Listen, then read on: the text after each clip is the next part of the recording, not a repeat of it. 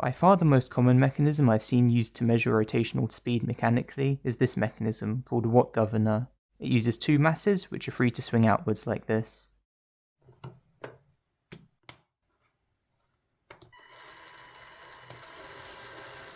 When the speed of the motor increases, the masses swing out further, which pulls on these linkages to turn the dial further the faster I go.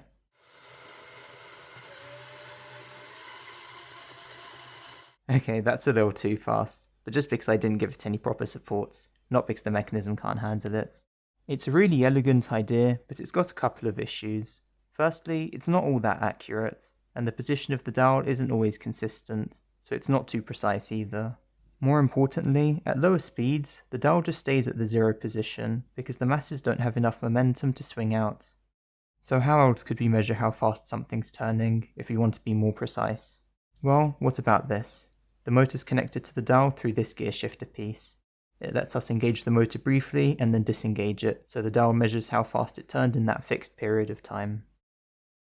If the motor turns at a slower speed, this will be shown by the dial turning less distance in the same period of time.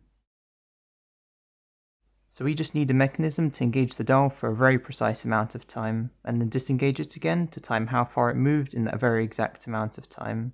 And what would be the best timekeeper for something like this? Well, a pendulum was the obvious choice. Now, I've added on quite a few extra mechanisms to this, so let me explain what's going on here. Firstly, we've got an escapement gate connected to the pendulum.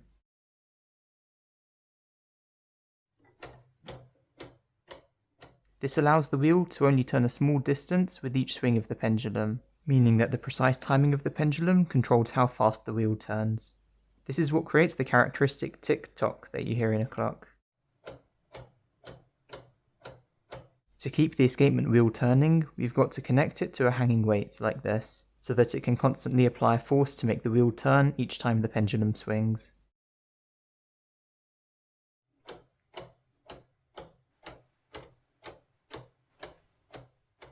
It's important to make this weight pretty heavy, because it's the force of this weight that's going to be driving all the mechanisms that I'll be powering via this escapement wheel. As well as providing the force required to keep the wheel ticking, the hanging weight also keeps the pendulum from losing energy and coming to a stop, because the ends of the wheel give these arms a bit of a nudge every time they go past. This was what led to me using these pieces in particular to make the wheel and the gate, because I tried several other designs, but none of them got this nudging force quite right, and eventually the pendulum would have drawn to a stop. On the other hand, with this design, the pendulum should keep going forever, and needs just a tiny nudge to get it going.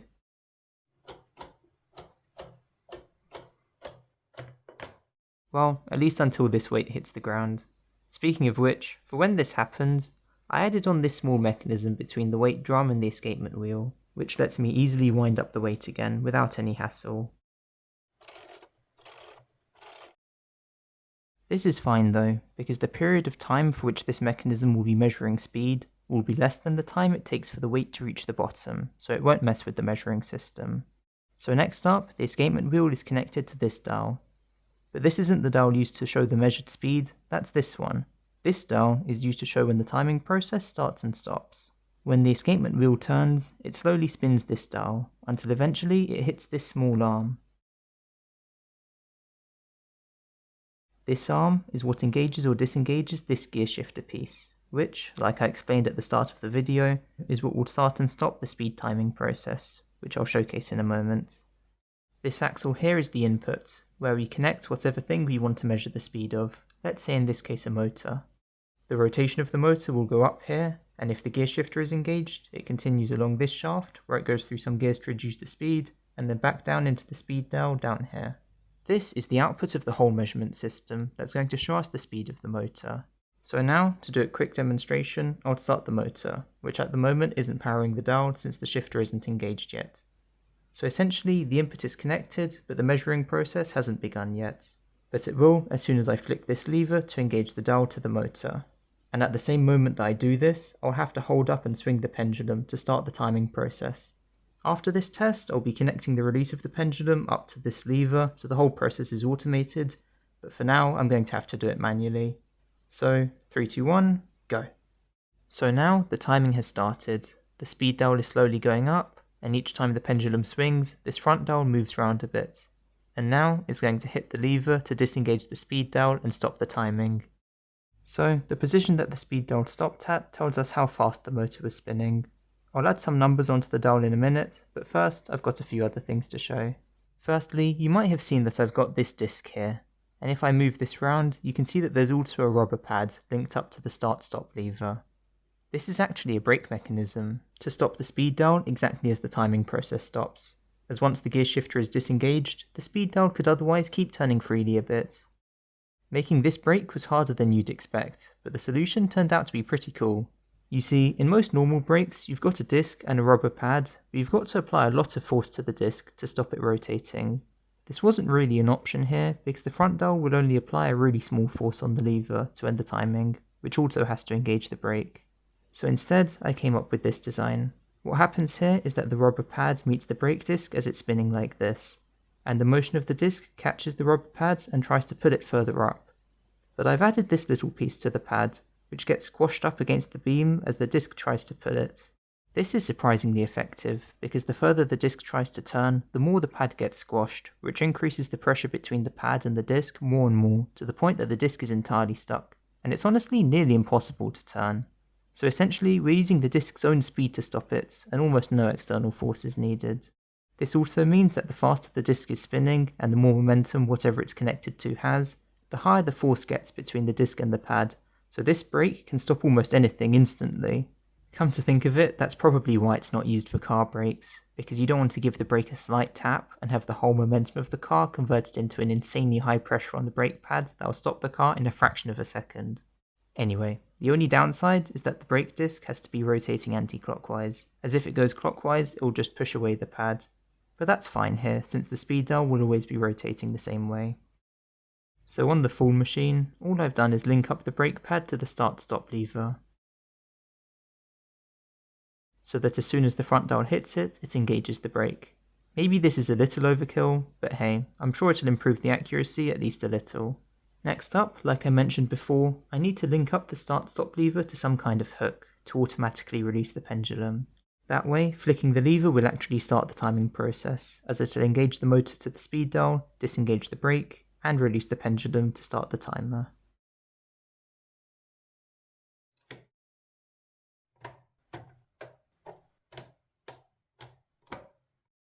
So this is what I came up with. I've added a hook, like I said, to release the pendulum when I flick the lever to start the timing.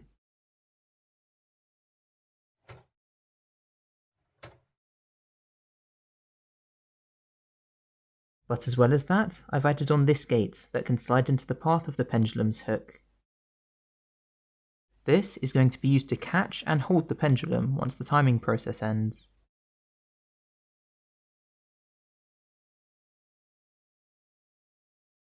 How this is going to work is that once the pendulum is released from the upper hook, oh yeah, by the way, I wanted to mention that getting these linkages from the lever to the gate wasn't easy because of how little space there is once the pendulum is held up here. But once it's released from the upper hook, it will swing several times throughout the timing process, until eventually the front dial hits the arm and stops the timing, which now also lowers this gate. The trick here is that it's going to be timed perfectly so that just when the arm is hit, the pendulum will have swung up to here, so it gets caught by the gate.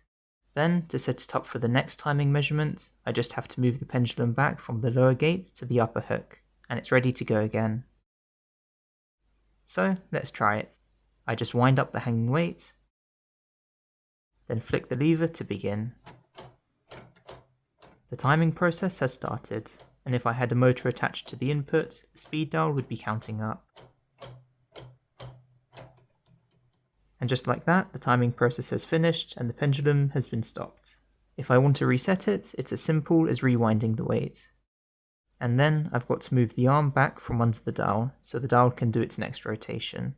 This is actually why I used this thin claw piece here, because it's a bit flexible, which makes it easy to slide it around the lift arm.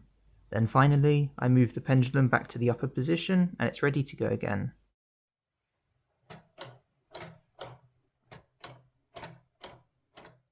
This time I'll show the stopping from the side, so you can see just how cool the pendulum gate stopper mechanism is.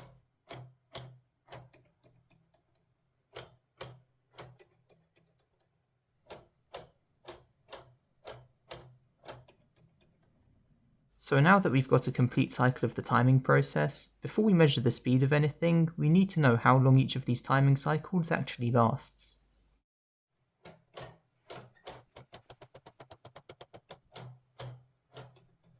Well, I geared the front dial so that it completes its one rotation after 10 swings of the pendulum.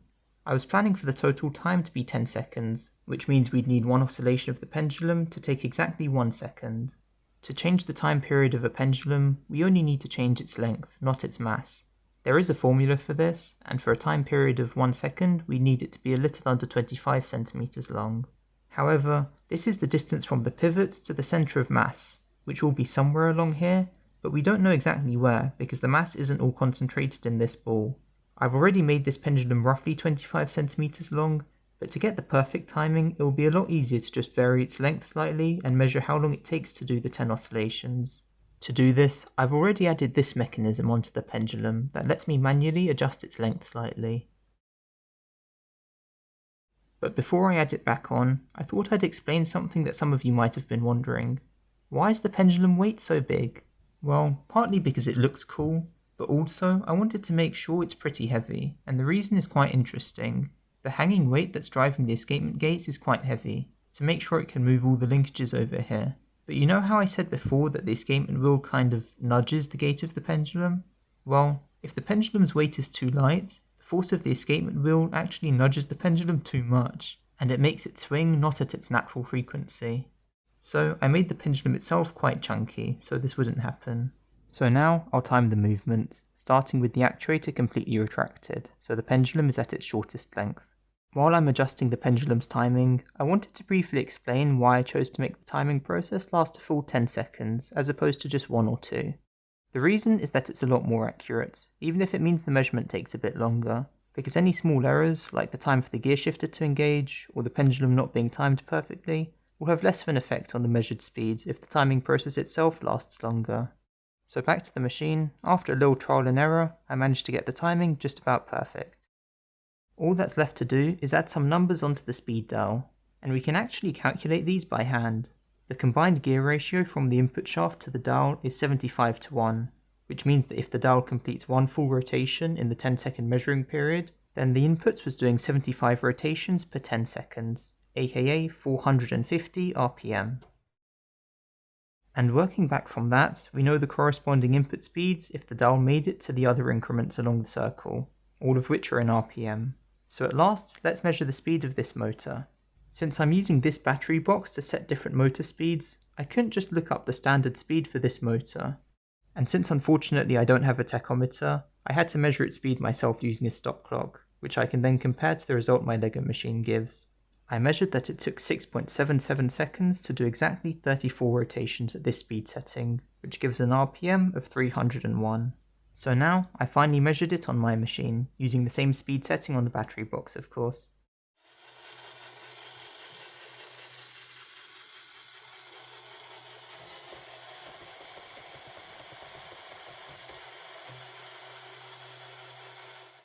And looking at the results, it's just over 300, right around where it should be. To reset it, I just turn the dial back to the 0 position, wind up the weight, move over the front dial, move back the pendulum, and it's ready to go again. So here, I'm testing it out for each of the speed increments on the battery box, and it's pretty cool to see that, as well as repeatedly measuring the different speeds, the start and stop mechanisms work really reliably, and are pretty quick to reset. There is, however, one problem with this design, which is that it essentially measures the average speed of the input shaft over the 10-second sampling period. This is perfectly fine for something like a motor that rotates at a constant speed, but if the speed is varying in that time, then the reading on the dial doesn't show the full picture, it just gives the overall average speed. Taking this to the extreme, imagine if the input is oscillating back and forth over time, then the dial will just read 0 at the end, because the forward and backward chunks cancel out. Because technically the average speed was 0, but I knew there had to be a way to do better than this. So what I wanted to do is make some kind of graphing machine, so that the movement of the speed dial is recorded over the 10-second timing period, so we can see a full graph of how its motion varied in that time. This is what I came up with.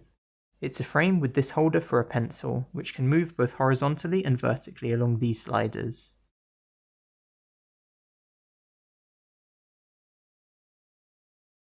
Then there'll be a graph sheet on this board, which the pencil will draw on as it moves. To keep it pressing on the paper, I've got this little slider to push on the back of the pencil to keep it in contact with the sheet. What's going to happen is that the pencil's horizontal motion will be driven through this axle from the speed dial output, so that as the dial moves forward, or even backwards, the motion gets drawn on the graph. The vertical motion will be linked up to the escapement wheel, starting at the top, so that as the wheel ticks round over time, it will slowly lower the pendulum holder across the graph. This allows the pencil to actually plot the speed change over time onto the graph. A quick thing to note is that if you look at this graph, you'll see that it's actually on its side as it's being drawn. The reason for this is that on a graph, you want time to be pointing this way, and the dependent variable, in this case speed, to be pointing this way. The problem is, the time variable motion is being driven entirely by the hanging weight on the timing machine, and it might not have had enough force to be able to move the holder horizontally across over time. Whereas this way, since the graph is on its side, increasing time is moving downwards, which means the assembly can naturally fall down slowly as time progresses, and it kind of acts like a second falling weight to drive the escapement mechanism. I've also geared it so that the input needs to complete exactly one full rotation for the holder to descend the full distance, which lines up with the one full rotation that the front dial completes during a timing process. So now, let's connect the two machines together.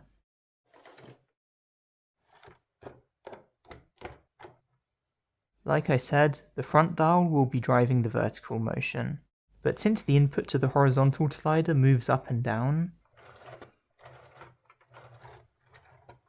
I had to connect it via a Schmidt linkage to the speed dial output.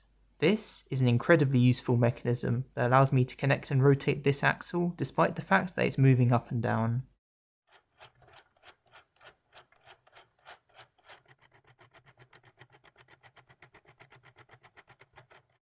Also, I changed the gear ratio coming from the input shaft a bit so that the graph is more responsive to changes in speed. So first off, I'll test it out for a constant motor speed.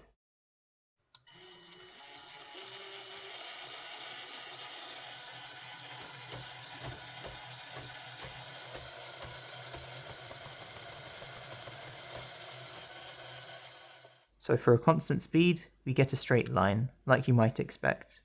I'll explain why it's a bit bumpy in a second, because that's actually a feature, not a bug. But first, I'll plot out another graph or two. That means I've got to reset the machine, which involves doing all the same things as before, but now also moving the pencil holder back to the top. To do this, I've added in this little clutch between it and the dial, which lets me disengage the graph as vertical sliders, and re-engage them when it's in the top position. Also, I need to rewind the horizontal slider to the start position. This time, I'm going to vary the input speed quite a bit.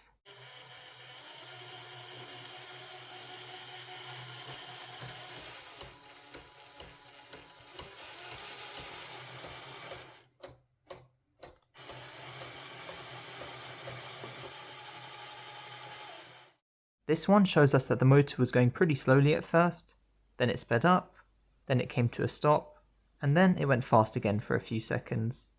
And we can see how long each of these speeds lasted from the times on the axis. Finally, I'll do one where the motor auto goes into reverse.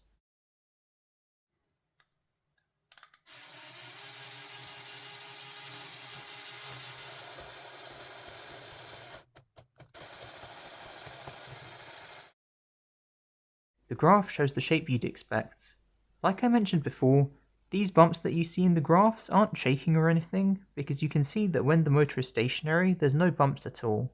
This is actually due to the fact that we're only sampling the speed change at discrete time intervals, every half a second, because that's the time interval that it takes for the escapement gate to tick to the next increment, and it's only each time this happens that the pendulum moves down to record the change in speed in that time interval. So when you look at the graph, you can see that these steps occur precisely every half second. This looks a lot like what you'd see when looking at digital sampling of any kind of analog signal. Another thing to point out is that, even though I said we were plotting speed against time, you can see from the axis labels that we're actually plotting rotations, aka distance, against time, because we're essentially just counting how many times the input has rotated in our fixed time interval. And by the way, working out the right numbers and spacing for this axis took quite a lot of calculating. But like I said, this graph is actually just plotting distance, and we're looking at the shape of it to gauge the speed, because not to get too much into the details, but this graph is actually showing us the integral of speed with respect to time, and we'd have to differentiate it to graph the speed itself. Since we're sampling the motor's rotation discretely, we could approximate the derivative by looking at the difference between each of the sampled points, and making a graph of these differences.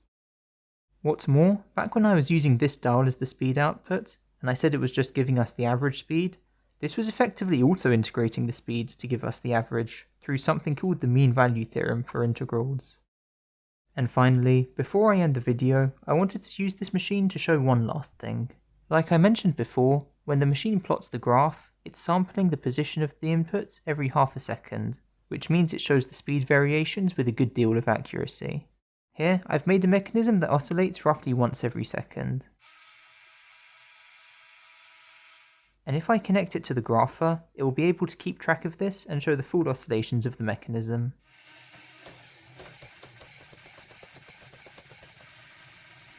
You can see that it's properly graphed all the oscillations. But if I were to increase the frequency a lot,